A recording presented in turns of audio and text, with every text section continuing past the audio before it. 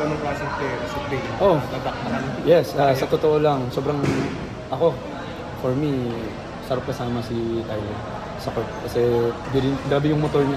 Hindi din siya napapagod. Basta hindi siya magre-relax.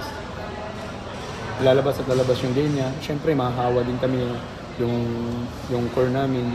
Siyempre, masarap kasama. Kasi nga, tingnan mo, kahit hindi siya nakaka-shoot ng 3 points, aggressive pa rin siya hanggang sa dulo. So, sinasabihan siya namin na aggressive lang. Kasi kahit wala siya, nandun lang kami sa court, basta stick lang kami dun sa sistema ni coach. So, yun. Gano'ng kalaki na Hinebra tinalo nyo na ganun pang klaseng For me, credit to Coach Chito.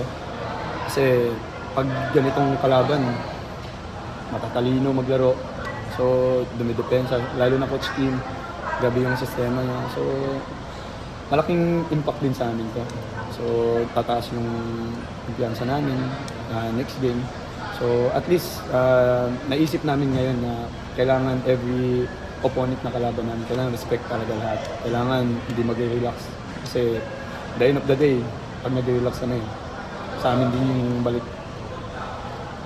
Pero for sure, ang laking boost sa confidence nyo. Kasi Yes. Perhaps 4-0 pa. Yes, the next game, sobrang, siyempre, hinabol namin yung 25, 26.